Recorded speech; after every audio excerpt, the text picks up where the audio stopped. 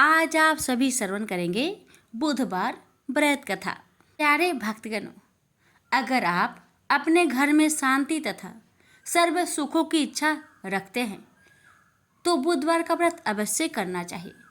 ऐसा कहा जाता है कि बुधवार को व्रत रखने से भक्तों को बुद्धि, बुद्धिमत्ता और विद्या में सफलता मिलने के योग बनते हैं। बुध को बुद्धि और ज्ञान का प्रतीक माना जाता है। इसी प्रकार बुधवार का दिन भगवान गणेश जी की आराधना के लिए समर्पित है। हिंदू धर्म में गणपति जी को विघ्नहर्ता के नाम से भी जाना जाता है, क्योंकि वह अपने भक्तों के सभी कष्ट दूर करते हैं। माना जाता है कि बुधवार का व्रत रखने से सभी कष्ट दूर हो सकते हैं। बुधवार के व्रत में नमक का सेवन नहीं करना चाहिए, यहाँ तक कि पान को भी नहीं खाना चाहिए। ऐसा इसलिए क्योंकि इस दिन गणेश जी को पान चढ़ाए जाते हैं। अब आइए श्रवण करते हैं बुधवार गणेश जी की व्रत कथा। ओम गणेशाय नमः। आज श्रवण करेंगे गणेश भगवान की व्रत कथा। एक बार जब भगवान शिव भूलोक भ्रमण पर थे, तब माता पार्वती की दो परम प्रिय सखियां उनके पास पहुंची। उनमें से एक का नाम जया था और दूसरी का नाम विजया। पार्वती ने अपनी सखियों का हार्दिक अभिनंदन किया और कुशलता पूछने के बाद उसने आने का कारण पूछा। कहो सखियों, कैसे आना हुआ? पार्वती बोली, लेकिन मुझे भी तो पता चले कि आखिर तुम्हारी समस्या क्या है। विजया बोली, समस्या यह है कि हम स्वयं को असुरक्षित महसूस कर रहे हैं। विजया की बात सुनकर पार्वती आश्चर्य से बोली, असुरक्षित? और वह भी यहाँ कैलाश में? भगवान शंकर के इतने गणों के होते हुए भी तुम्हें स्वयं को असुरक्षित समझने का विचार कैसे पैदा हो गया? सखी जया बोली, लेकिन वे सब तो भगवान शिव के गण हैं। हम चाहते हैं कि हमारा भी कोई ऐसा गण हो जो सिर्फ हमारे ही आदेश का पालन करे। पार्वती बोली, कहती तो तुम ठीक हो, मैंने भी कई बार इस विषय में सोचा है। अब की बार जब भगवान शंकर कैलाश लौटेंगे तो उनसे इस बारे में विचार विमर्श करूंगी। उस दिन के बाद बात आई, लेकिन फिर एक बार एक ऐसी घटना उपस्थित हो गई जिसके कारण पार्वती जया विजया की समस्या पर गंभीरता पूर्वक सोचने को विवश हो गई। हुआ यूं कि एक दिन माता पार्वती स्नान करने स्नानगार जाने लगी तो उन्होंने पहरे पर नियुक्त नंदी से कहा, देखो नंदी, मैं स्नान करने जा रही हूँ, किसी को भी अंदर मत आने देना। नंदी बोला, आप निश्चिंत होकर स्नान करें माता, मैं किसी को भी अंदर आने नहीं दूंगा। कुछ समय उपरांत भगवान शंकर वहां पधारे। उसे देखकर नंदी सोचने लगा, भगवान शंकर मेरे स्वामी हैं, माता पार्वती के पति है। अगर इन्हें अंदर जाने से रोकता हूँ तो स्वामी मुझ पर क्रोधित हो जाएंगे। अंदर माता पार्वती स्नान कर रही है, अगर स्वामी वहां पहुंच गए तो माता क्रोधित होगी। समझ में नहीं आता कि क्या करूं। नंदी यह सोच ही रहा था कि त्रिशूलधारी भगवान शंकर अंदर चले गए। अंदर माता पार्वती स्नान कर रही थी। उन्होंने असमय में अपने पति को आते देखा तो नारी सुलभ लज्जा से सिकुड़ गई। उन्होंने स्वयं को बहुत लज्जित सा महसूस किया और उसी समय दृढ़ निश्चय कर लिया कि वे अपने लिए कोई गण निर्मित करेंगी। वह सोचने लगी, जया विजया ठीक कह रही थी, मुझे ऐसे अनुचर की आवश्यकता है जो सिर्फ मेरा ही आदेश माने, मेरे अलावा किसी और के आदेश की रत्ती भर भी परवाह ना करे। अगले ही दिन माता पार्वती ने अपने शरीर के मैल से एक सुंदर बालक का निर्माण किया और अपनी शक्ति से उसमें प्राण डाल दिए। उन्होंने बालक के हाथ में एक छड़ी पकड़ाकर आदेश दिया, आज से तुम मेरे पुत्र हो। आज के बाद तुम्हें सिर्फ मेरे ही आदेश का पालन करना है, समझे पुत्र? बालक गणेश ने सिर झुकाकर कहा, ऐसा ही होगा माँ। आज के बाद मैं सिर्फ आपके आदेश के प्रति ही उत्तरदायी होऊंगा। पार्वती बोली, तुम द्वार पर खड़े हो जाओ, मैं स्नान करने जा रही हूँ। जब तक मैं स्नान ना कर लूं, किसी को भी अंदर मत आने देना। आदेश पाकर बालक गणेश द्वार पर जा खड़ा हुआ। उसने अपने हाथों में माता पार्वती द्वारा दी गई छड़ी पकड़ी हुई थी। तभी शिव वहां आ पहुंचे और अंदर जाने लगे। यह देख बालक गणेश शिव के सामने छड़ी तान कर बोले, ठहरिए, आप अंदर नहीं जा सकते। बालक की बात सुनकर भगवान शिव को बड़ा आश्चर्य हुआ। आश्चर्य की बात भी थी क्योंकि एक छोटा सा बालक उनके दरवाजे पर खड़ा होकर उन्हीं को अंदर जाने से रोक रहा था। उन्होंने गुस्से में कहा, तुम कौन हो बालक, जो मेरे ही घर के बाहर खड़े होकर मुझको ही अंदर नहीं जाने दे रहे हो? बालक गणेश बोला, मैं माँ पार्वती का पुत्र हूँ और उन्हीं के आदेश पर यहाँ खड़ा हूँ। यह सुनकर भगवान शिव मुस्कुराए और बोले, ओह, तो तुम पार्वती के पुत्र हो। सुनो बालक, यह घर मेरा है। मैं इस घर का स्वामी हूँ और तुम्हारे माँ पार्वती का पति हूँ। शिव की बात सुनकर बालक गणेश बोला, आपका नाम क्या है? मेरा नाम शिव है। बालक बोला, कुछ भी हो, जब तक माता पार्वती आपको अंदर आने की इजाजत नहीं देगी, मैं आपको अंदर नहीं जाने दूंगा। आप नहीं जानते, माँ इस समय स्नान कर रही है, लेकिन मैं उसका पति हूँ बालक। उसका आदेश मुझ पर लागू नहीं होता। कर्तव्य परायणता अच्छी चीज है, लेकिन वह हर समय हर किसी पर लागू नहीं होते, समझे?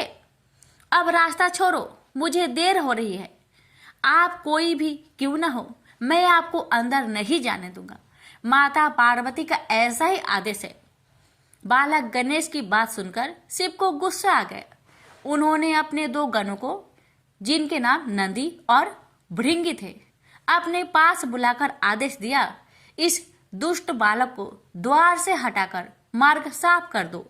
न जाने कहां से यह आकर दरवाजे पर जम गया है, मार्ग को रोक रहा है। कहता है कि यह पार्वती का पुत्र है।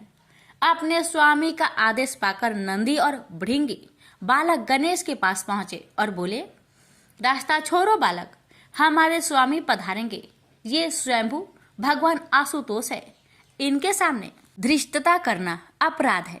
स्वामी नाराज हो गए तो अनर्थ हो जाएगा, तुम संकट में पड़ जाओगे। हमारे स्वामी नाराज होते हैं तो होते रहे, मुझे इसकी कोई परवाह नहीं है।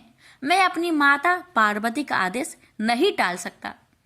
नंदी और भृंगी दोनों गणेश को जबरन द्वार से हटाने को आगे बढ़े, किंतु वे गणेश को छू भी ना सके। गणेश ने माता पार्वती द्वारा प्रदत्त छड़ी से उनकी धुनाई शुरू कर दी। धुनाई इनकी जबरदस्त थी कि दोनों वहां से भागकर शिव के पास पहुंचे और अपनी असफलता बताई। यह सुनकर शिव क्रोधित हो उठे। उन्होंने अपने अन्य गणों को बुलवाया और गणेश को द्वार से हटाने का हुक्म दिया। पकड़ लो उस बालक को और उसे यहाँ से ले जाओ। मैं स्वयं उसको उसकी धृष्टा के लिए दंडित करूंगा। उसने मेरा ही नहीं, नंदी और भृंगी का भी अपमान किया है। एक बार फिर नंदी और भृंगी अन्य गणों के साथ गणेश के पास पहुंचे, लेकिन उनमें से कोई भी गणेश तक नहीं पहुंच सका। गणेश की छड़ी से अग्नि की लपटें उठी और सीधी गणों से जा टकराई। शिवगण चीखते चिल्लाते भगवान शिव के पास पहुंचे और बोले, स्वामी रक्षा करो। उस बालक की छड़ी से जो अग्नि निकली, उससे हम बुरी तरह सुलझ गए हैं। उसे छूना तो दूर, हम तो उसकी परछाई तक भी नहीं पहुंच सके। शिव ने गणों की ओर देखते हुए घृणा से मुंह बनाकर कहा, धिक्कार है तुम सब पर। एक ऐसे बालक को जिसके हाथ में हथियार के नाम पर सिर्फ एक छड़ी है, तुम लोग काबू में नहीं कर सके। आनन फानन में ही यह समाचार चारों दिशाओं में फैल गया। देवराज इंद्र, भगवान विष्णु, पितामह ब्रह्मा सहित सब देवता कैलाश जा पहुंचे। इंद्र ने शिव से कहा, प्रभु कौन बालक है? यह इसकी मार तो बड़ी विकट है। आपके सारे गण कोशिश करने के बावजूद भी इसे छू तक नहीं पा रहे हैं। शिव बोले, सुरराज, तुम स्वयं देवों के सेना सहित जाओ और उस बालक को पकड़ लाओ। उसे मारना नहीं, मैं स्वयं अपने हाथों से उसे दंडित करना चाहता हूँ। इंद्र देवताओं की एक विशाल सेना लेकर गणेश पर टूट पड़ा। विकट संग्राम छिड़ गया। उसके आग्नेय अस्त्र गणेश पर अग्नि वर्षा करने लगे, किंतु बालक गणेश तक वे अस्त्र पहुंच ही नहीं पा रहे थे। यह देख इंद्र सोचने लगा, यह कैसा चमत्कार है, मेरा कोई भी अस्त्र इस पर काम नहीं कर रहा, उल्टे इसकी छड़ी से अग्नि की चिंगारियां निकलकर मेरे सैनिकों को जलाए डाल रही है। इधर माता पार्वती अपनी सखियों के साथ स्नानगार से निकल आई। बाहर उन्होंने जो दृश्य देखा उसे देखकर वह आश्चर्यचकित होकर बोली, अरे ये क्या है, यहाँ तो विकट संग्राम छिड़ा हुआ है। सभी देव सेना, भगवान शिव के गण एक छोटे से बालक पर टूट पड़ रहे हैं। यह तो सरासर अनर्थ है। मैं यह अनर्थ कभी नहीं होने दूंगी। मैं अपने बच्चे गणेश का बाल भी बाका नहीं होने दूंगी। यह कहकर पार्वती ने अपने हाथ के संकेत से गणेश में अपनी शक्ति भर दी। शक्ति पाकर गणेश और भी उग्र हो उठे। उन्होंने दोगुने जोश में देवों और शिव गणों का विनाश करना आरंभ कर दिया। सब और हाहाकार मच गया। शिवगण और देवता मैदान छोड़कर भाग निकले। इंद्र भागा भागा भगवान शिव के पास पहुंचा और हाथ जोड़कर बोला, प्रभु आप ही संभालिए उस बालक को। वह कोई सामान्य बालक नहीं है। मेरी सारी सेना पर उसने ऐसी भयंकर अग्नि वर्षा की है कि सेना का मनोबल टूट गया है। मैं स्वयं मुश्किल से अपनी जान बचाकर यहाँ तक पहुँचा हूँ। भगवान शिव ने विवशता पूर्ण नेत्रों से विष्णु की ओर देखा।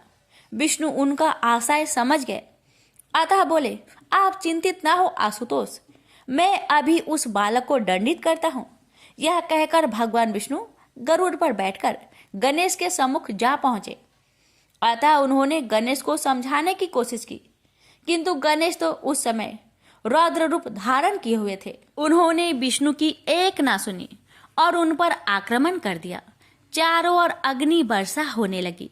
भयंकर अग्नि वर्षा से गरुड़राज घबरा गए। उन्होंने भगवान विष्णु से प्रार्थना की, प्रभु यदि कुछ देर और युद्ध में रहा तो मैं जल जाऊंगा, इसलिए आज्ञा दे तो मैं युद्ध भूमि से आपको लेकर निकल चलूं। गरुड़ की बात सुनकर विष्णु बोले, तुम ठीक कहते हो गरुड़, इस वक्त रणभूमि में रुकना बुद्धिमानी नहीं है, निकलो चलो, भगवान शंकर स्वयं उससे निपट लेंगे। विष्णु पराजित होकर शिव के पास पहुंचे। उन्होंने शिव से कहा, उस बालक को सीधे युद्ध में हराना असंभव है। वह तो साक्षात काल बना हुआ है, उसे छल से ही मारा जा सकता है। शिव बोले, तो फिर आप मुझे क्या करने की सलाह देते हैं? विष्णु बोले, मैं उसे अपनी माया से मोहित करता हूँ, फिर जैसे ही आपको अवसर मिले उसका वध कर दीजिए।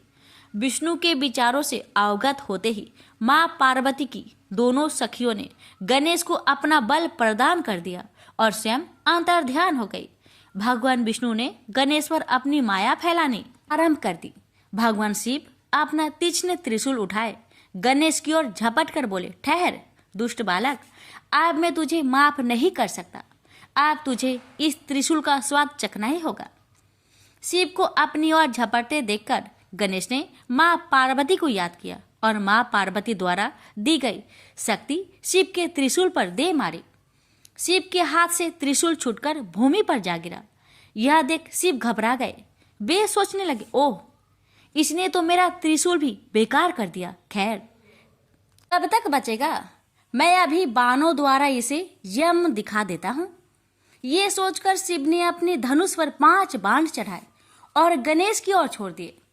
गणेश ने परिधि शक्ति से 5 बाण एक साथ काट डाले। साथ ही उन्होंने परिधि शक्ति को विष्णु की ओर झोंक दिया, जो अब शिव की सहायता के लिए उनके निकट पहुंच चुके थे। मगर विष्णु तुरंत परिधि शक्ति के घेरे से अलग हो गए थे। इस तरह गणेश का यह बार असफल हो गया। यह देख शिव और विष्णु में आंखों ही आंखों में संकेत हुए। शिव संकेत समझकर उत्तर दिशा की ओर बढ़ गए। विष्णु गणेश को युद्ध में उलझाते रहे। विष्णु जितने भी बार गणेश पर कर रहे थे, गणेश उन सभी को विफल कर रहे थे। इससे उनका ध्यान अपनी रक्षा की ओर बढ़ गया था। तभी उत्तर दिशा से भगवान शिव ने त्रिशूल ताक कर गणेश की ओर फेंका। विष्णु से अपनी सुरक्षा में अटके गणेश ने कल्पना भी नहीं की थी कि शिव पीठ के पीछे से उन पर हमला करेंगे, इसलिए वे निश्चिंत होकर विष्णु से जूझ रहे थे। इस बार भगवान शिव के त्रिशूल का वार बिल्कुल सफल हुआ। त्रिशूल गणेश के मस्तक को काटता हुआ दूर जा गिरा। उनका धड़ वही खरा की खरा रह गया। धड़ और मस्तक कुछ देर तक कांपते रहे, फिर दोनों शांत हो गए। देव और गणों ने शिव के जय जयकार बोलने आरंभ कर दिए। भगवान शिव द्वारा अपने पुत्र गणेश का सिर कटे जाने तथा देवों द्वारा हर्ष प्रकट होते देख पार्वती का क्रोध का ठिकाना न रहा। कुछ पल तो वे भाव विहल होकर रोती रही। अंत में उन्होंने चंडी का रूप धारण कर लिया। वे मन ही मन कहने लगी, मेरे पुत्र का सिर छिद्र करके यह देव समुदाय और शिवगण विजय महोत्सव मना रहे हैं। मैं भी इन्हें इसका ऐसा प्रतिफल दूंगी कि इनकी आत्मा तक कांप उठेगी। यह निश्चय करके पार्वती ने उसी क्षण सहस्त्र योगिनियों की रचना कर डाली। योगिनियों, मेरा आज्ञा है कि तुम बगैर कोई विचार किए इस संपूर्ण पृथ्वी पर प्रलय मचा दो। देव, ऋषि, यक्ष, किन्नर, राक्षस, अपना यह पराया जो भी तुम्हारे सामने पड़े भक्षण कर डालो। किसी को भी क्षमा मत करो। संपूर्ण पृथ्वी पर हाहाकार मचा दो। आज्ञा पाते ही कुबड़ी काने, लंबे लंबे दांतों तथा नाखूनों वाली अनेक विशाल मुख योगिनियां अपने महाभयानक चेहरे लिए देव सेना पर टूट पड़ी। देखते ही देखते उन्होंने हजारे देवों, शिवगणों, ऋषि मुनियों, वृद्ध बालक, स्त्री आदि का भक्षण कर डाला। चारों ओर भगदड़ मच गई। कुछ योगिनियां सीधी इंद्र तथा विष्णु की ओर लपकी। मौका देखकर भगवान शंकर चुपचाप एक और खिसक गए। बाद में वे सब एक पहाड़ की गुफा में एकत्रित हुए और मुसीबत से छुटकारा पाने का उपाय ढूंढने लगे। शिव बोले, यह सब भगवती पार्वती के कोप के प्रति स्वरूप है। उनके पुत्र का वध जो हुआ, कौन माँ है जो अपने पुत्र के मरने पर दुखी नहीं होती? विष्णु बोले, जो हो गया सो हो गया। मौजूदा समस्या तो यह है कि हम इन योगिनियों से कैसे छुटकारा पाए। ये तो सृष्टि को तहस नहस कर देने पर तुल गई हैं। पितामह ब्रह्मा ने कहा, यदि भगवती गिरिजा संतुष्ट हो तभी यह आफत टल सकती है। विष्णु बोले, एक उपाय है। भगवान, यदि हम देवऋषि नारद को भगवती पार्वती को समझाने की जिम्मेदारी सौंप दे तो वे इस कार्य को अच्छी तरह क्रियान्वित कर सकते हैं। चलो देवऋषि नारद के पास चलते हैं। उन्हीं से प्रार्थना करते हैं कि भगवती पार्वती को शांत करके वे हमें इस आपदा से मुक्ति दिलाए। इंद्र बोले, लेकिन नारद जी इस समय मिलेंगे कहाँ? वो तो हर समय भ्रमण पर रहते हैं। उनका कोई ठोर ठिकाना हो तो उन्हें खोजे। तभी संयोगवश देवऋषि नारद उधर ही घूमते हुए आ निकले। इतने सारे देवताओं को एक साथ देखकर वे बोले, नारायण नारायण। इतने सारे देवता आज एक जगह कैसे इकट्ठे हैं? आप लोगों के चेहरे भी चिंतित दिखाई दे रहे हैं। क्या कोई अप्रिय घटना घट गई है? विष्णु बोले, हम बड़ी मुश्किल में फंस गए हैं देवऋषि। भगवती गिरिजा हम पर कुपित हो गई है। उन्होंने योगिनियों को आदेश दिया है कि वे सर्वत्र प्रलय मचा दे। अनेक देवता तथा शिवगणों को वे योगिनियां भक्षण कर चुकी हैं। हम बड़ी मुश्किल से जान बचाकर यहाँ छुपे हैं। यह सुनकर नारद जी बोले, तो फिर मेरे लिए क्या आज्ञा है? आप लोग मुझसे क्या चाहते हैं? हम चाहते हैं कि आप अपने बुद्धि चतुराई से भगवती गिरिजा को संतुष्ट करके उनसे यह नरसंहार रुकवा दे। नारद बोले, आप सब लोग मेरे साथ चलिए। हम सब मिलकर भगवती की स्तुति करेंगे। वे बहुत कृपालु है। वे आपकी याचना नहीं ठुकराएगी। नारद के साथ समस्त देवता और ऋषिगण माता पार्वती के पास पहुंचे और दीन स्वर में उनकी स्तुति करने लगे। उनकी विनती सुनकर माँ पार्वती का दिल पसीज उठा। वे बोली, यह संहार अब तभी बंद हो सकता है जब मेरी एक शर्त पूरी होगी। भगवान बोले, आप आदेश दीजिए भगवती। आपकी हर आज्ञा का पालन होगा। कृपया अपनी शक्तियों द्वारा इन नरसंहार को बंद करवा दीजिए। पार्वती बोली, मेरी शर्त है कि जब तक मेरा पुत्र पुनः जीवित नहीं होगा, मैं योगिनियों को संहार बंद करने का आदेश नहीं दूंगी। विष्णु बोले, देवी, यदि ऐसा है तो हम आपके पुत्र को पुनः जीवित कर देते हैं। भगवान शिव ने अपने गणों को आदेश दिया, तुम लोग उत्तर दिशा की ओर जाओ। सबसे पहले जिसे भी जो भी मनुष्य या पशु दिखाई दे उसे यहाँ ले आओ। आदेश पाते ही शिव के गण उत्तर दिशा की ओर चल दिए। सबसे पहले उन्होंने जिसको देखा वह एक हाथी का शिशु था। उस गज शावक के एक ही दांत था।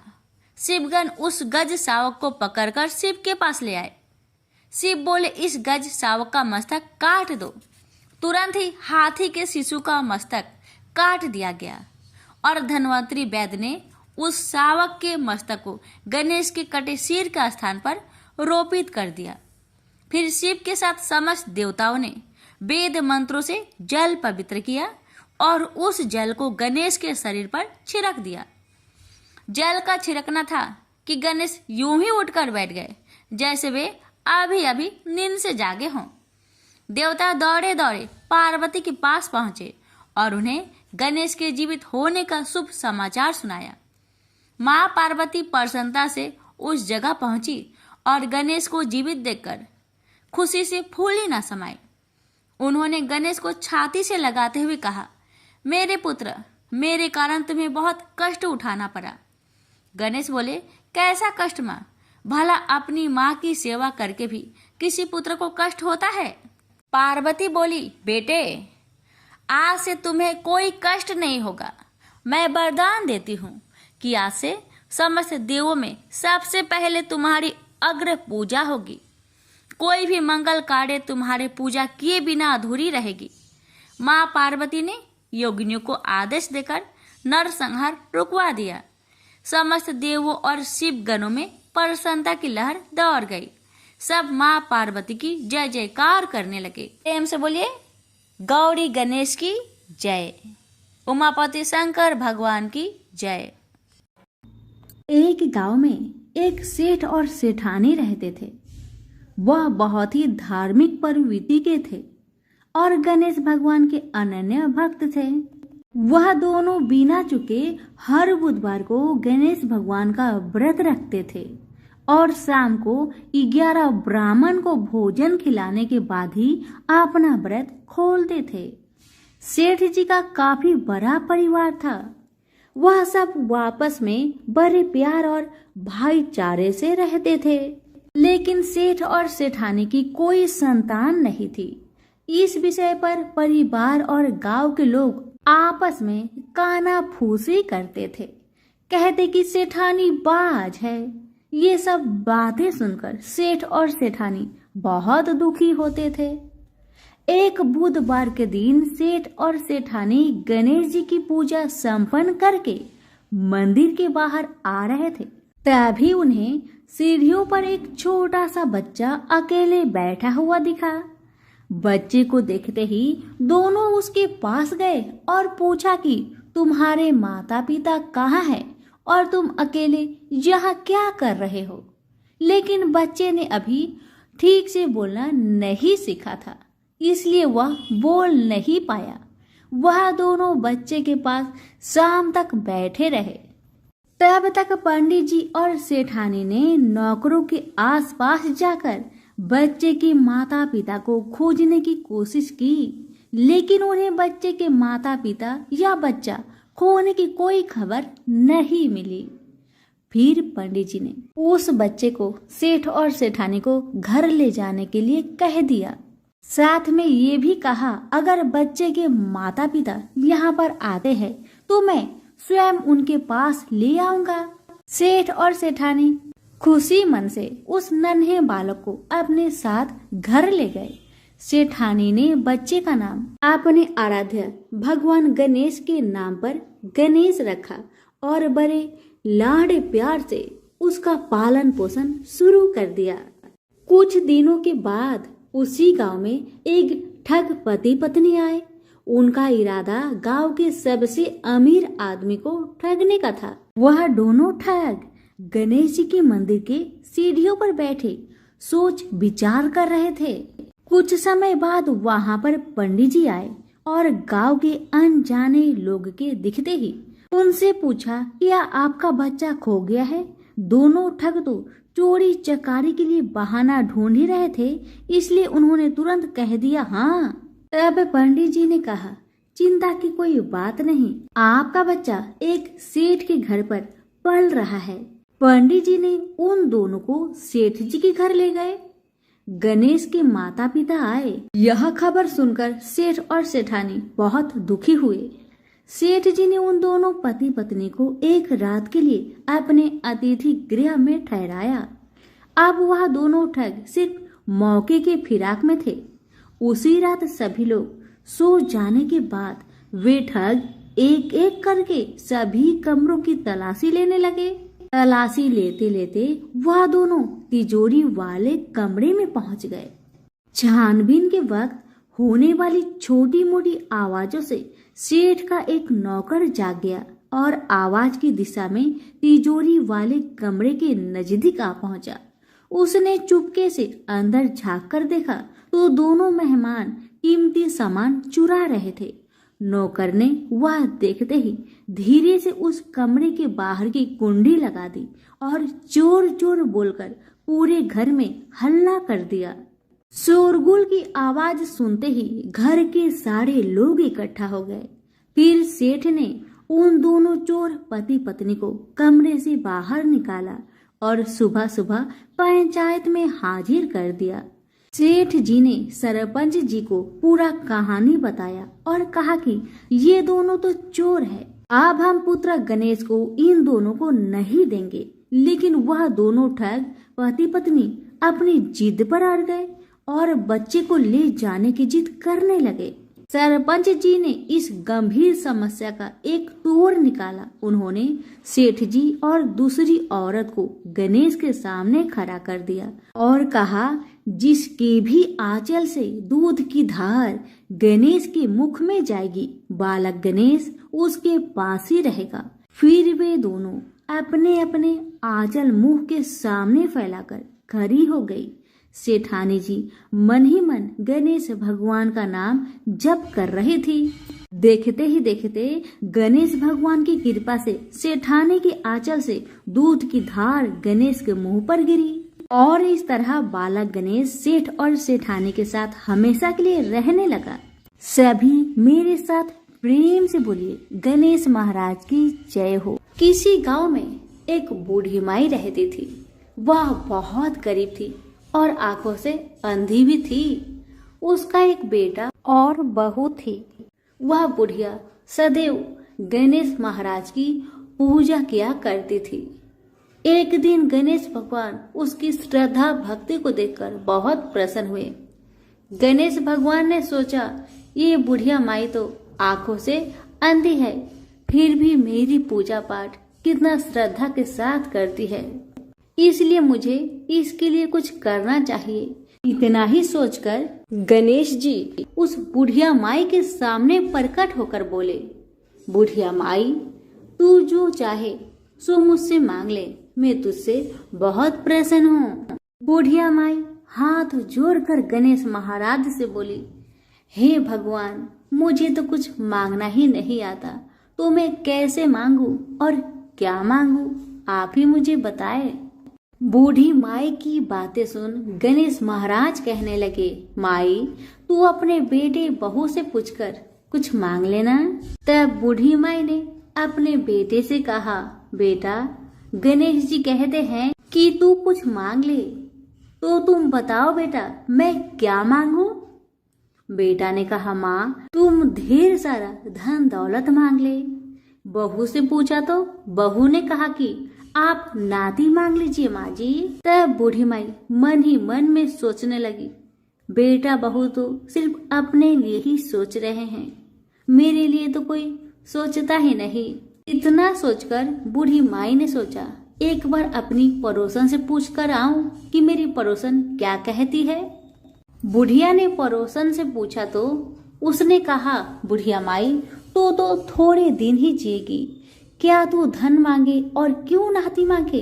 तू तो अपनी आंखों की रोशनी मांग ले, जिससे तेरी जिंदगी आराम से कट जाएगी। बेटा, बहू और पड़ोसन का राय लेकर बुढ़िया माई गणेश महाराज के पास आई और बोली, हे गणेश महाराज, यदि आप मुझ पर प्रसन्न है तो मुझे 9 करोड़ की माया दे, निरोगी काया दे, अमर सुहाग दे, आंखों की रोशनी दे, नाती दे, पोता दे और सब परिवार को सुख दे और अंत में मोक्ष दे।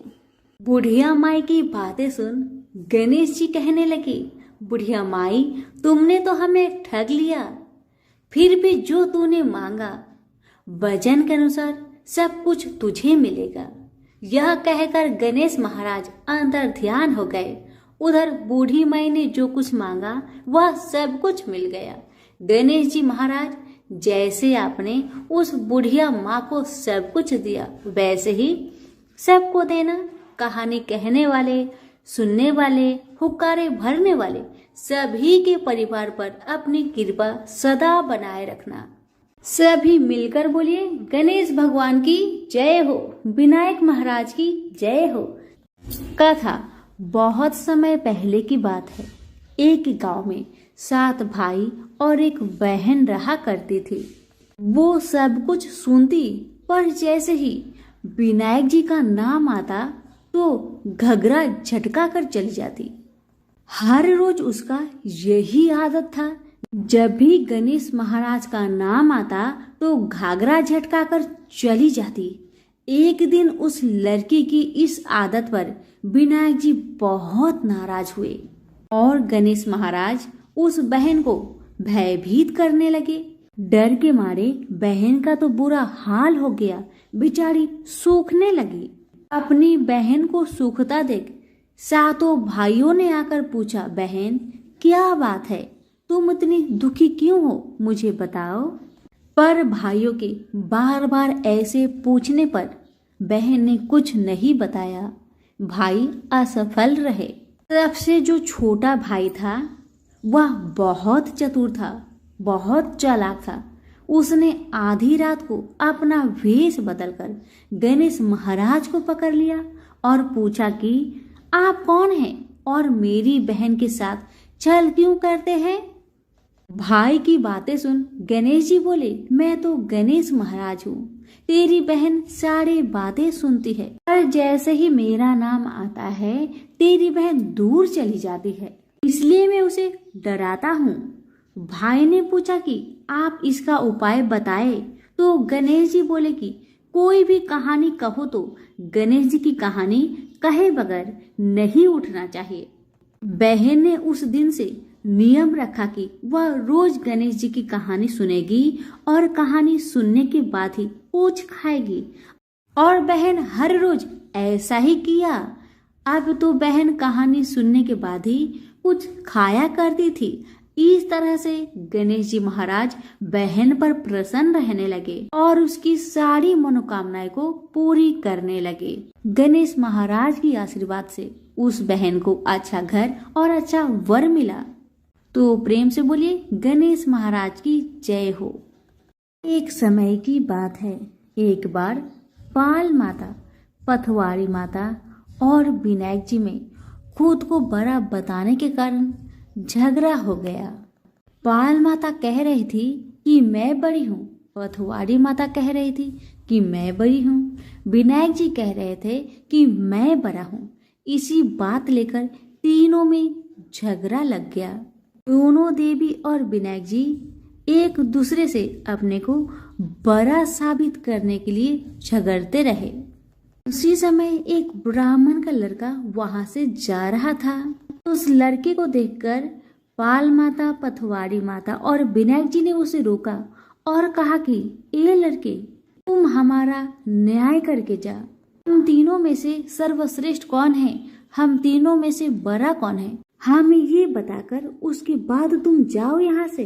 ब्राह्मण का लड़का बहुत घबरा गया, सोच में पड़ गया कि किसे बड़ा बताऊं, पाल माता को या पथवारी माता को या फिर विनायक जी को। मैं किसे बड़ा कहूँ, किसे सर्वश्रेष्ठ कहूँ, ये बात लेकर बहुत चिंतित हो गया।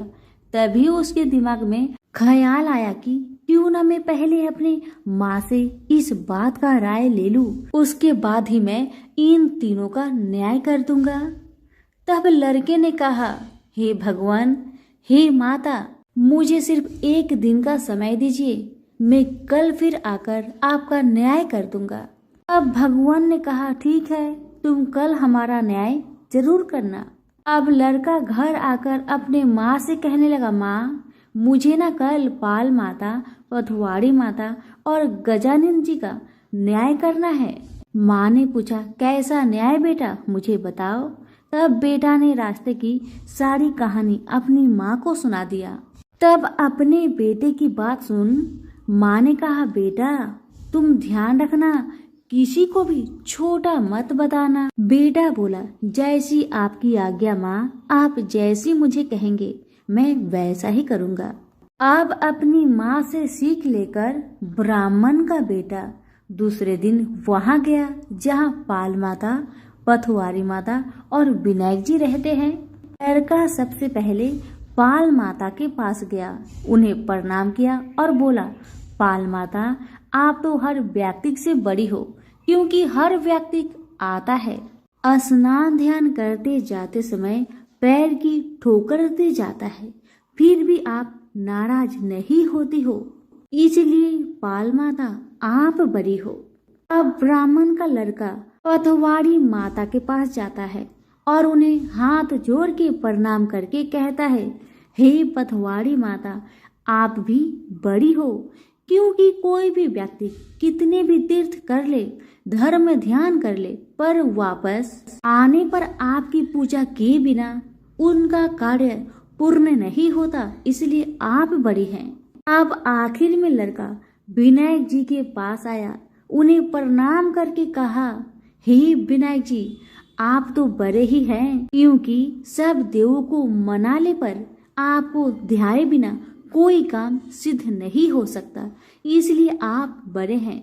ब्राह्मण के लड़के की बातें सुन पाल माता, पथवाड़ी माता और विनायक जी बहुत प्रसन्न हो गए और बोले, हे बालक, तेरी चतुरता से तूने हम सभी को बड़ा साबित कर दिया है, हमारा आशीर्वाद सदा तेरे साथ रहेगा।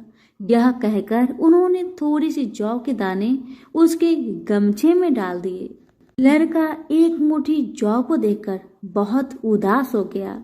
बेचारा सोचने लगा, ये तो घाटे का सौदा रहा, इतना अच्छा न्याय किया मैंने, इसके बदले में थोड़ी सी ही जौ मिला मुझे। लड़का उदास मन से वह थोड़े ही जौ को लेकर अपने घर को चल दिया। लड़के ने घर पहुंचकर बेमन से जौ वाला अंगूठा को कोने में रख दिया। माँ ने पूछा, बेटा, मैंने जैसा कहा था वैसा तुमने किया ना?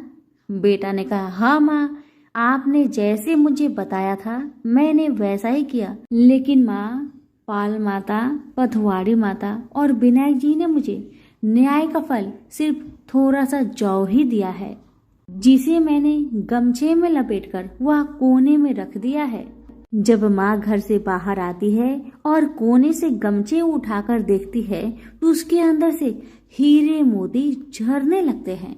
ये देखकर माँ बहुत प्रसन्न हुई और अपने बेटे को पुकारने लगी, बेटा जल्दी आओ, देखो पाल माता, पथवाड़ी माता और विनायक जी ने तुम्हें क्या दिया है, जल्दी आओ।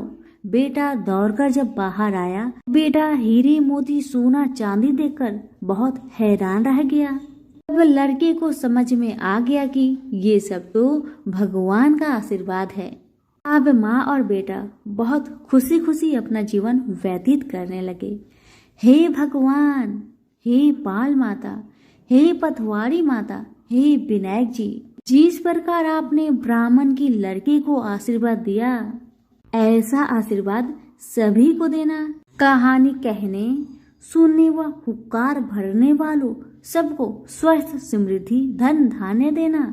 तो सभी प्रेम से बोलिए, पाल, पथवाड़ी और विनायक जी की जय हो। एक समय की बात है, एक भाई बहन रहते थे।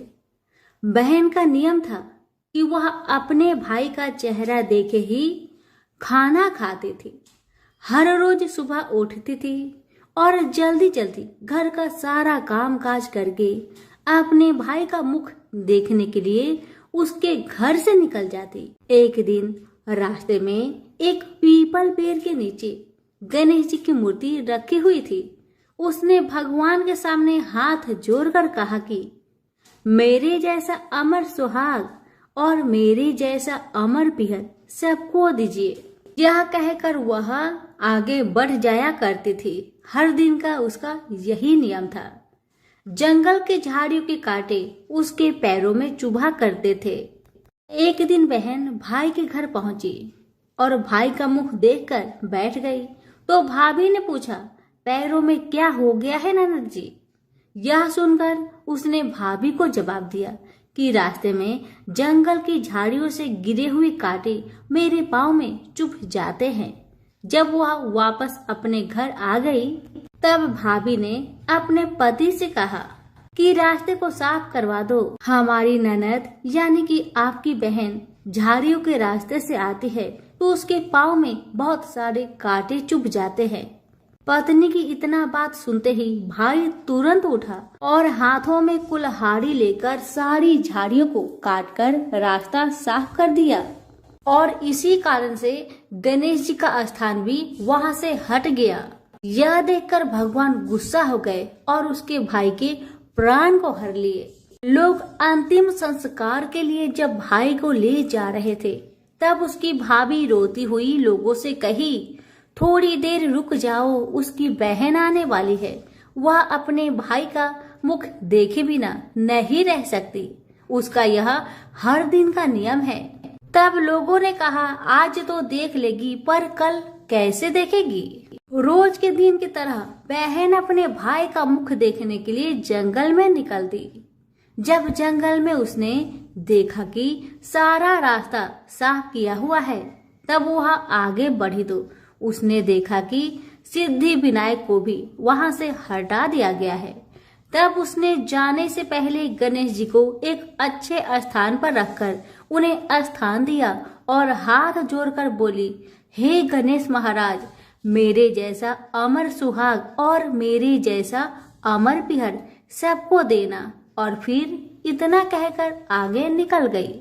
लड़की की बात सुनकर भगवान गणेश सोच में पड़ गए, अगर मैं इसका नहीं सुना तो मुझे कौन मानेगा, हमें कौन पूजेगा? तब सिद्धि विनायक ने उसे पीछे से आवाज दिया कि बेटी, इस खेजड़ी की 7 पत्तियां ले जा और उसे कच्चे दूध में घोलकर भाई के ऊपर छींटा मार देना, वह उठकर बैठ जाएगा। यह सुनकर जब बहन पीछे मुड़ी तो उसने देखा कि वहां तो कोई नहीं है, लेकिन फिर भी उसके दिल से आवाज आई, जो मैंने सुना वैसे ही करती हूँ, देखा जाए क्या होता है। इतना सोचकर वह 7 खेजड़ी की पत्तियां लेकर अपने भाई के घर पहुंची। उसने देखा वहां कई लोग बैठे हुए हैं। भाभी बैठी रो रही है और पास में ही भाई का लाश रखा हुआ है। तब उसे रास्ते में जो आवाज सुनाई दी थी वही बात याद आई और उसने वैसा ही किया जैसे उसने सुना था। उसने खेजड़ी के 7 पत्तियों को बताए हुए नियम के तहत भाई के ऊपर इस्तेमाल किया।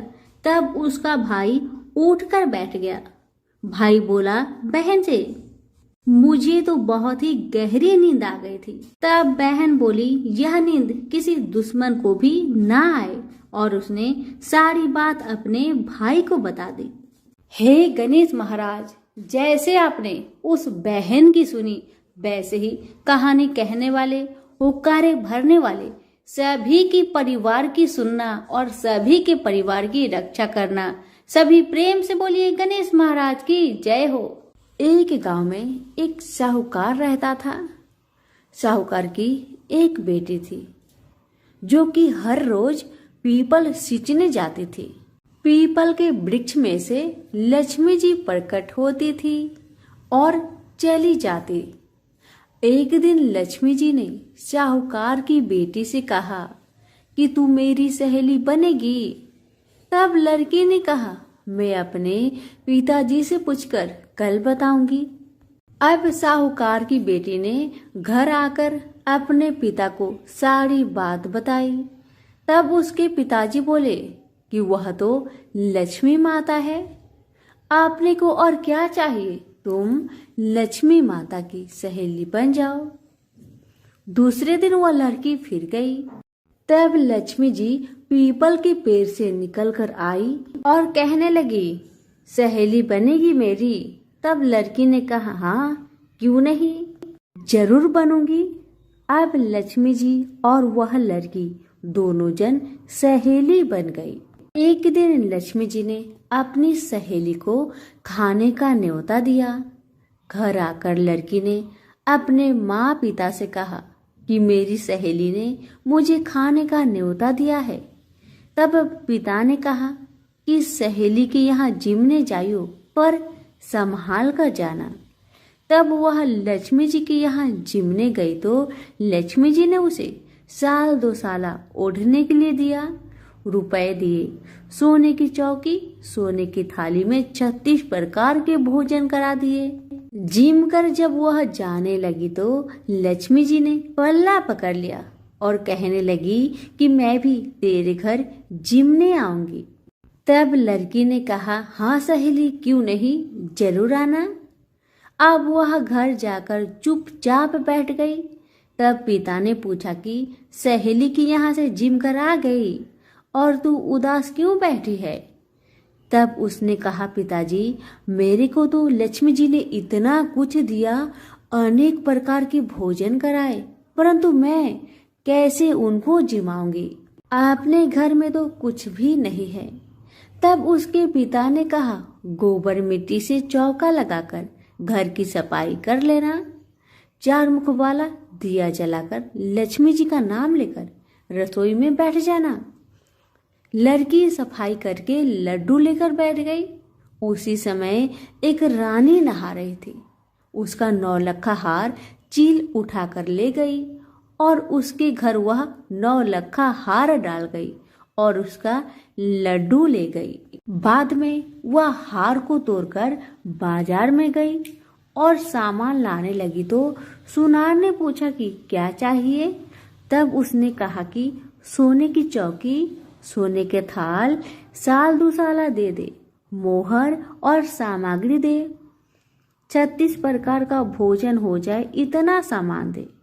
सारी चीजें लेकर बहुत तैयारी करी और रसोई बनाई। तब गणेश जी से कहा कि लक्ष्मी जी को बुलाओ। आगे आगे गणेश महाराज, पीछे पीछे लक्ष्मी जी आई। उसने फिर चौकी डाल दी और कहा, सहेली चौकी पर बैठ जा। तब लक्ष्मी जी ने कहा, सहेली चौकी पर तो राजा रानी के भी मैं नहीं बैठी, किसी के भी यहाँ नहीं बैठी। तो उसने कहा, पर मेरे यहाँ तो तुम्हें बैठना ही पड़ेगा। फिर लक्ष्मी जी चौकी पर बैठ गई। तब उसने बहुत खातिर की, जैसे लक्ष्मी माता ने करी थी वैसे ही उसने भी करी। लक्ष्मी जी उस पर बहुत प्रसन्न हुई और घर में खूब रुपए एवं लक्ष्मी हो गई। साहूकार की बेटी ने कहा, मैं अभी आ रही हूँ, तुम यहीं पर बैठी रहना। और वह चली गई। लक्ष्मी जी गई नहीं और चौकी पर बैठी रही। उसको बहुत दौलत दी। हे लक्ष्मी माता, जैसे आपने साहूकार की बेटी को दिया वैसे सबको देना। कहानी सुनते, हुक्कारा भरते अपने सारे परिवार को देना, पीहर में देना, ससुराल में देना, बेटे पोते को देना। हे लक्ष्मी माता, सबका कष्ट दूर करना, दरिद्रता दूर करना, सबकी मनोकामना को पूर्ण करना। तो प्रेम से बोलिए, लक्ष्मी माता की जय हो। एक बार विनायक जी छोटे बालक के रूप में चिमटी में चावल और चमचे में दूध लेकर निकले। वो हर किसी से कह रहे थे कि कोई मेरे लिए खीर बना दो, कोई मेरे लिए खीर बना दो। मगर किसी ने भी विनायक जी के लिए खीर नहीं बनाया। कुछ दूर चलते चलते कुछ आगे बढ़ने पर विनायक जी को एक बूढ़ी माई बैठी मिली। विनायक जी बूढ़ी माई के पास जाकर बोले, कोई मेरे लिए खीर बना दो, कोई मेरे लिए खीर बना दो। तो बूढ़ी माई ने कहा, बेटा ला, मैं तेरे लिए खीर बना देती हूँ। तब विनायक जी ने बूढ़ी माई से कहा, माँ बर्तन लेकर आओ और घर का सबसे बड़ा बर्तन को ही लेकर आना। तब बूढ़ी माई ने सोचा, ये तो बच्चा है, बच्चे का मन रखने के लिए बड़ा बर्तन लेकर चली आती हूँ। इतना सोचकर बूढ़ी माई अपने घर में जाकर घर के सबसे बड़े बर्तन को लेकर बाहर आती है और विनायक जी के सामने रख देती है। अब विनायक जी अपने चम्मच में से दूध को उस बर्तन में डालते जाते हैं। बर्तन भरते जाता है। बर्तन एक चम्मच दूध से पूरा भर गया, फिर भी दूध चम्मच में भरा ही रह गया। बूढ़ी माई घर के सारे बर्तन को लाकर बाहर रख दी। सारे बर्तन दूध और चावल से भर गए। अब विनायक जी बूढ़ी माई से कहते हैं, माँ तुम खीर बनाओ, मैं नहाकर आता हूँ, फिर खीर को खा लूंगा। जब बूढ़ी माई ने बड़े प्यार से खीर को तैयार किया तो बूढ़ी माई के पोते और पोती खीर खाने के लिए रोने लगे। तब बूढ़ी माई अपने आंखें को बंद करके विनायक जी का नाम लेकर चूल्हे में थोड़ा सा खीर को डाल दिया और कहने लगी, विनायक जी आपका भोग लगे। इतना करने के बाद बूढ़ी माई ने अपने पोते पोती को कटोरी भर भर कर खीर खाने को दे दिया। अब तो ऊपर छत पे बैठी पड़ोसन ने बूढ़ी माई को ये सब करते देख लिया। अब तो बूढ़ी माई ने सोचा, इस पड़ोसन को भी कटोरा भरकर खीर दे देना ही पड़ेगा, वरना ये किसी से चुगली कर देगी। इतना सोचकर बूढ़ी माई ने उसे भी एक कटोरा खीर हाथों में थमा दिया। अब इतना होने के बाद बूढ़ी माई की बेटे की बहू ने चुपके से एक कटोरा खीर निकाली और उसे चुपके से खाकर चक्की के नीचे छुपा दिया। इतना होने के बावजूद भी गणेश जी यानी कि विनायक जी अभी तक नहाकर नहीं आए थे। अब तो बूढ़ी माई को भी भूख लगने लगी तो वह भी एक कटोरा खीर लेकर दरवाजे के पीछे बैठकर फिर से कहने लगी, हे विनायक महाराज आपका भोग लगे। इतना कहकर हाथ जोड़कर अपना खीर को खाना शुरू कर दिया। अब इतना होने के बाद गणेश जी आ गए। तब बूढ़ी माई ने कहा, आरे गणेश, आरे मेरे विनायक, खा ले तेरा खीर, मैं तो तेरा ही इंतजार कर रही थी। तब विनायक जी ने कहा, माँ मैंने तो खीर पहले ही खा लिया है। तब बूढ़ी माई ने कहा, कब खाया बेटा तुमने खीर? तब विनायक जी ने कहा, जब तेरे पोते पोती ने खाई थी तब मैंने खाया था, और जब तेरी पड़ोसन ने खाई थी तब भी खाया था, और जब तेरी बहू ने खाई तब भी खाया था। अब तूने खीर खाई तो तेरा पेट पूरा भर गया। तब बूढ़ी माई ने कहा, बेटा तेरी सारी बात तो सच है, लेकिन बहू बेचारी सुबह से घर का सारा काम में लगी है, तो उसने फिर खीर कब खाई बताओ? तब विनायक जी महाराज ने कहा, चक्की के नीचे जाकर देखो माँ, वहाँ कटोरा पड़ा है। तूने तो मेरे लिए भोग लगाया था, पर तेरी बहू ने बिना भोग लगाए ही खीर को खा गई। तब बूढ़ी माई ने विनायक जी से कहा, बेटा घर की बात है, घर में रहने दो। अब बताओ कि बची हुई बाकी खीर का मैं क्या करूं? तब विनायक जी ने कहा, नगरी को जिमा दो। बूढ़ी माई ने पूरी नगरी जिमा दी, फिर भी बर्तन खाली नहीं हुआ। जब राजा को यह बात पता चली तो राजा ने बुढ़िया को बुलवाया और कहा, क्या रे बुढ़िया, ऐसा बर्तन तेरे घर में कहाँ से आया? ऐसा बर्तन तो राजा के महल में होना चाहिए। बुढ़िया ने कहा, राजा जी इस बर्तन को आप ही रख लो। राजा जी ने महल में बर्तन को मंगवा लिया और बर्तन को महल में लाते ही सारे खीर कीड़े मकोड़े बिच्छू ककले बन गए और बहुत दुर्गंध आने लगी। यह देखकर राजा ने बूढ़ी माई से कहा, बुढ़िया, अपने बर्तन को तुम वापस ले जाओ, मुझे नहीं चाहिए ऐसे बर्तन।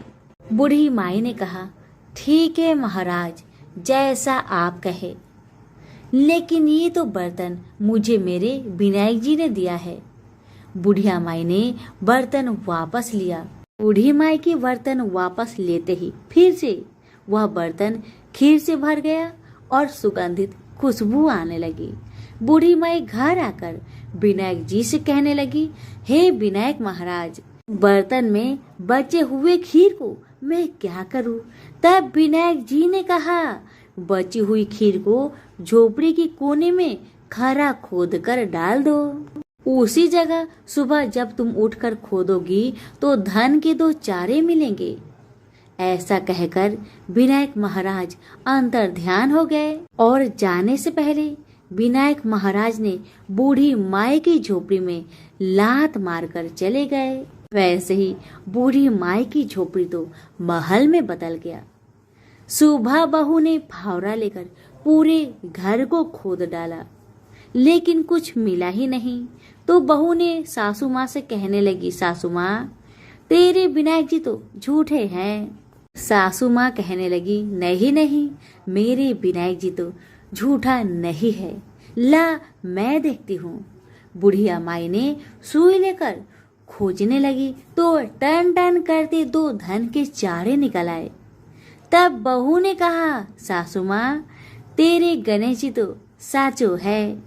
सासू माँ ने अपने बहू से कहा, विनायक जी तो भाव नाव के भूखे हैं। हे विनायक जी महाराज, हे गजानंद, हे गणेश जी महाराज, जैसे आपने बूढ़ी माई को दिया वैसे सबको देना।